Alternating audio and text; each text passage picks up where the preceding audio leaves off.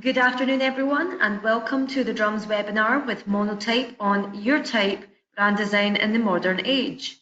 I'm Danielle Gibson from The Drum, and I'll be your host today. I'm extremely lucky enough to be joined by Carl Crossgrove, Senior Type Designer at Monotype, Rodney Abaugh and Brendan Murphy, Senior Partners in Design at Lippincott, as well as John Kwan, Senior Design Director at Lippincott. In an age of distributed content, brands are keener than ever to stand out to audiences. Across new social channels, at unique experiential spaces, and on new iterations of websites and print media, brands are investing in making sure their logos and associated iconography are instantly recognizable among a sea of competitors. The often overlooked need for consistency of branding is climbing the priority list for agencies and brands alike. Everything from consistency of colour to ensuring that every person with responsibility for deploying the brand has access to the correct font needs to be considered. But the reality is that it's easier said than done. This afternoon, we will get an opportunity to explore the challenges of ensuring brand consistency, best practice for deploying branding across an array of channels, and the tools needed to make that process as smooth as possible. Here at The Drum, we love to run an interactive webinar, so feel free to write any questions you have for our speakers today in the chat box at the side of your screen, and we'll do our best to answer them all. So without further ado, I'll let you guys take it away. Awesome. And looking back at the identity manuals from the 60s through the 90s, we had the Helvetica era, the Frutiger era, and always trustworthy Adobe Garamond. The identity was more in the logo than the typographic voice, with fonts being more the neutral sidekick. We'd include serif and sans serif, with feet and without feet, using a serif for text-based materials such as letters, and sans was great for those display and signage type applications. As brands evolved and technology advanced, brand systems added a broader supporting cast to the logo, including typography to add more personality. But up until recently, most brands defaulted to the typographically neutral on screen, using Arial, Verdana, Georgia, or if you want to live dangerously, Calibri. But we're now at a stage where technology gives us a lot more choices. By thoughtfully selecting or designing a typeface, we give brands the opportunity to be and say so much more. The right choice can channel your brand purpose, speak to the brand's character, and express your design thinking. Subtle differences in form or weight can add up to a big shift in personality. And square or round, bold or thin, narrow or extended, the range of typefaces can have big impacts on functionality. So with that in mind, we thought it'd be helpful to step back and take a look at all the options available to get to the right type solution for your brand. And it essentially breaks down into three possibilities. The first is, should we license a font from a commercial library? Do we modify a licensed font to meet our needs? Or do we commission something more bespoke? Deciding which of the three can be pretty overwhelming, but there are a number of factors you should keep in mind to help make the right choice. Let's take a look at the first option, selecting type from an existing library. This is by far the most common and practical solution. I mean, there are just so many typefaces available out there to choose from today. So it's ideal if you need to serve several, if you're looking for several distinct typefaces, you have a broad range of styles or many languages to support. It's also the best approach if you need to go to market quickly, and it's not that uncommon that when we're creating an identity program, especially if it's a merger, acquisition, or a spin-off of a company, there's a fixed day one and you have to meet that deadline, and there's often not a lot of time. So going to a typeface that's tried and true is the best approach.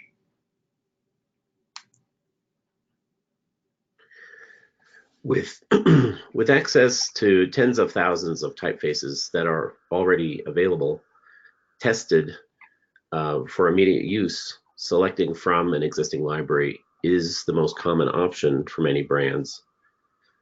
Reliably produced fonts provide brand managers with a high level of confidence, there's a robust selection of high quality type families already built for corporate branding use.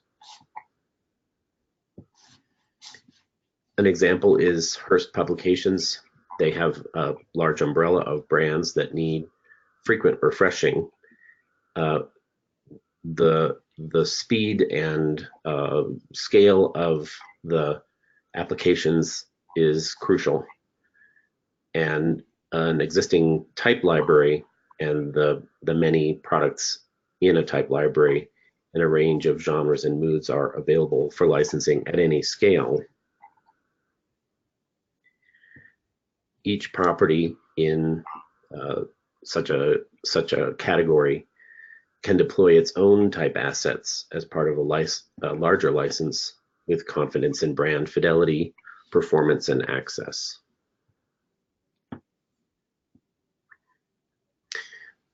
Brands like Bazaar can maintain a house style across all media and devices. The next category is developing a modified typeface, and these can certainly be a lot less time intensive than starting from scratch in terms of developing a custom typeface. Typically, we're doing this when we want to create a more personalized typeface to meet specific needs, or you found an existing font that suits your personality, but some of the characteristics aren't quite right. These can range from stylistic modification, such as contrast between thick and thin, and you want to change a component of a typeface, which is the one in Gill that looks like an eye, or the height of ascenders and descenders, which is something like Futura. It can be a technical enhancement, like hinting for screen, or a language or functional extension, adding non-Roman languages or condensed for things like legal text and packaging. Condé Nast is one group that needed to solve for a complicated and diverse set of font needs, but didn't have a lot of development time. So for a certain project, this is a stylistic modification. So they started with an existing typeface, and that kind of modification can be very minor, like just changing the shape of dots or the height of ascenders. In this case, with Fenice, for GQ, the design direction required that there was a new, more stylish display variant of the existing design. So in initial explorations, hairlines and serifs were thinned, curves were smoothed in transition areas, and a set of prototype letters was made in the new style and tested. But at the same time, the whole structure, proportion, voice of the original Fenice design was retained, because that was the desirable set of qualities. And then after testing, the character set was filled out in the new higher contrast style for use in all media at large sizes.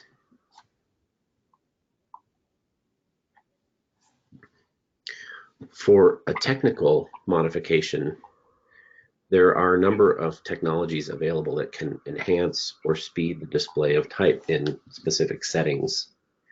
Hinting, compression, tuning, and subsetting are invisible performance-enhancing additives, essentially, to a typeface for speed, compactness, and responsiveness.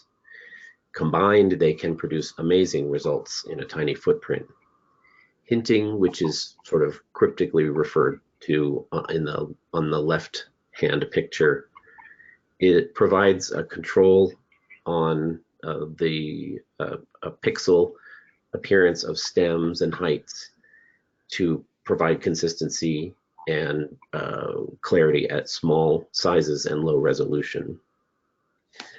compression, and subsetting are strategies for reducing the file size of a font, sometimes drastically, in order to reduce load times, potentially very dramatically. Tuning of a font can be an adjustment to how letter forms rasterize on different screen technologies and in different specialized environments for optimal contrast, brightness, crispness, regularity.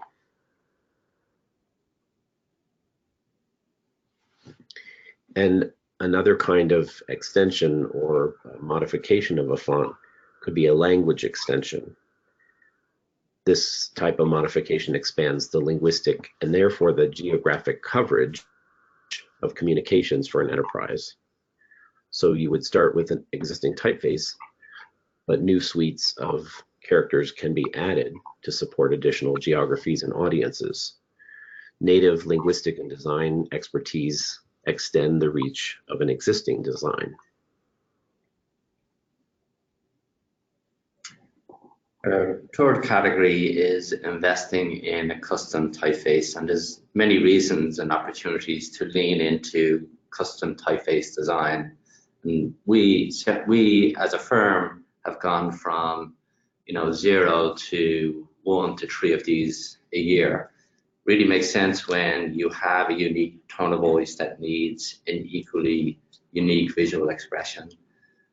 You're looking for something that will build unity across all your channels and touch points. This is, ever more challenging as the digital media explodes. Like, how do you look the same in print versus at home and versus on your mobile device? How do you have a high volume of customer interactions and you want to ensure a message looks its absolute best across all the platforms? Or you're making a substantial long-term investment in your brand and you want the fonts that you would use for many years. Most typically, we're doing these for large-scale, either national or multinational clients where there's more time and a broader understanding of the economic impact. And there's also, like with these larger clients, there's more desire to create that singular language that gives all its agencies, a focus in terms of talking the individual brand voice. So an example of where we've done this is for Southwest. Southwest is a low-cost airline. It's the largest domestic carrier in the United States, and we worked with Monotype to create a custom typeface to complement the new brand program. Southwest is known for its exceptional customer service, in addition to low prices. So the brand idea for the airline is captured in the heart symbol. From the form of the heart, we've derived the basic characteristics for the typeface. What you see in the heart itself is where there's a change in direction that's reflected by a simple sharp point, and from that point, the line gently arcs into a full round curve. The typeface that resulted from those characteristics follows very simple geometric proportions. There's minimal contrast between thick and thin, so it has a very modern and approachable look. And as we develop the full suite, we'll continue to look for opportunity to inject the unique brand qualities. So in this case, along with the baseline, blunted spurs and accentuated vowels enhance the playful quality, the character of the letter forms. And beyond just letters, for punctuation has a larger, the full circular form, which create a friendly and useful look.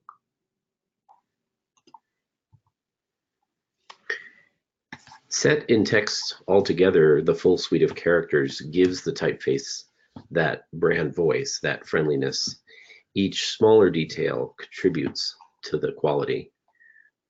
Because the eye scans the top of letters when reading primarily, spurs are retained in these lowercase letters to lend structure that aids readability.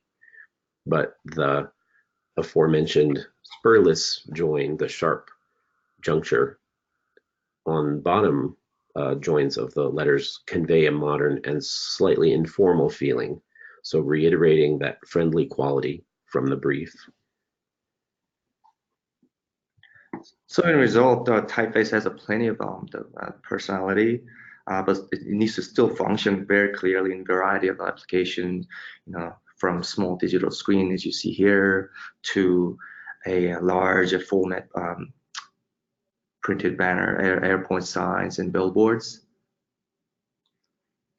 So what goes into developing a custom typeface? And there's many paths to creating one. Obviously, the capability may be in-house with the client. Clients can go direct to a font house like Monotype. And then, last but certainly not least, you could work through an agency like Lippincott to develop the brand typeface. The first stage of any project is brand research, and really this is the most crucial stage of the process. It starts with a deep dive into the functional requirements. Where and how will the font be used? What channels, what languages are needed, etc. Is it to be used more as a display use or used more universally in terms of headlines and text? And here we're looking at how we really express the brand's character and unique voice. What design cues will we build on or build from, such as the Southwest Heart.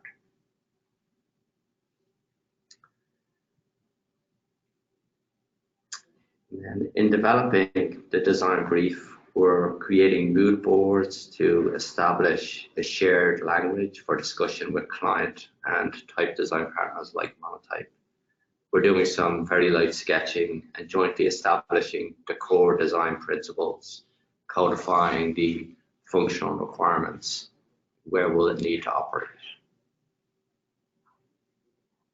When we get into the third stage, the design proposal and client review, we begin with a selection of key characters, and we start the design exploration based on those in response to the design brief. The type designers, the brand designers are working collaboratively to translate the design language from the brief into some sample letter forms. The scope of the project is going to have defined the number of styles, weights, and widths that are required, so that's all taken into consideration in that process. And explorations are then shared with all stakeholders. That's an important part of the process because it's necessary at this point to make sure we're thoroughly understanding how the typeface is going to work functionally and does it meet all of the requirements that we've set out. After the initial review, we then have feedback from the team, and that gets supplied back to the full design team to work for them. Moving into design development, design is a very iterative process, so modifications to the design proposal then lead into refinements and additional reviews. That continues until both the form of the letters and the concept that we began with, that we're driving from the brand voice and just the brand idea itself, really coincide. Once there's sign-off on the design direction, we then have the full expansion of all weights, styles developed to the specified character set.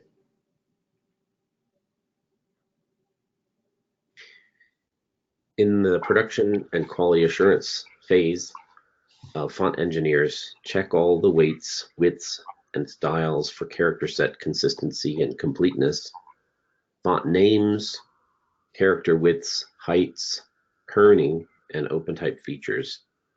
If hinting is required also to optimize for low-res situations, it also happens during these production and QA steps.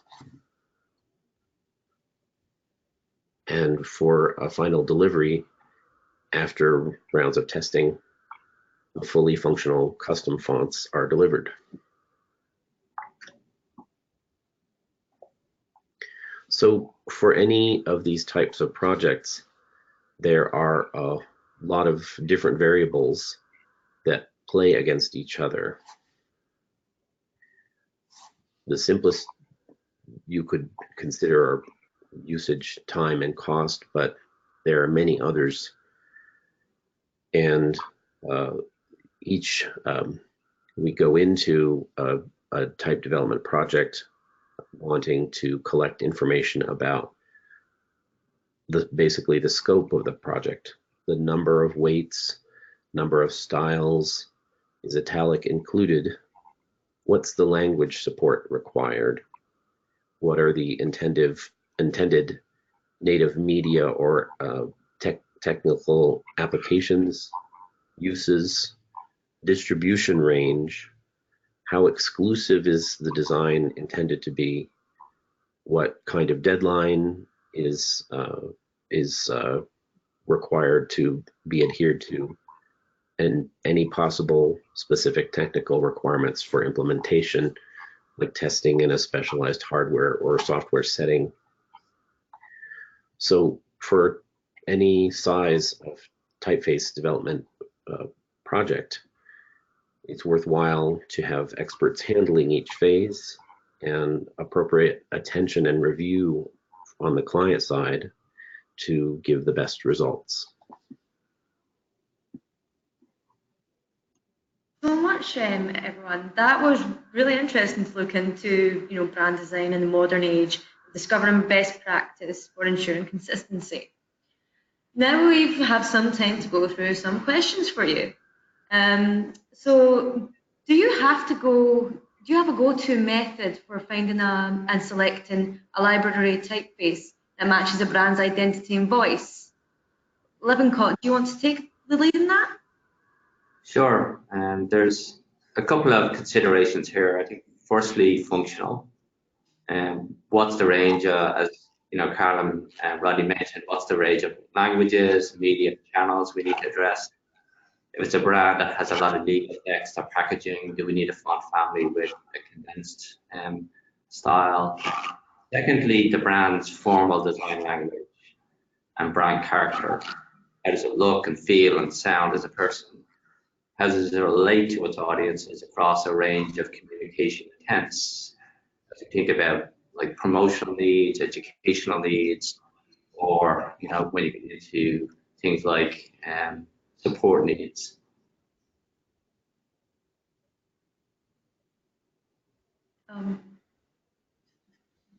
So, can you share the cost and what's typically included with modified and custom typefaces? Carl, how about we start with you? Yeah, it's everyone would like to be able to have a simple equation to refer to for pricing, but it really depends on all the different variables that we talked about, the specifics of the project. If there's a very small change, like something, we talked about a little bit of punctuation or one or two numerals getting a change, that's obviously going to cost considerably less. If you have a custom design with multiple language extensions or multiple weights, then obviously the cost is higher. It's really that's why it's so important to capture the scope of the project, because each variable figures into that pricing. And custom projects really are they're customized on every level. The naming of the fonts, every variable is something that clients need to address. Brilliant.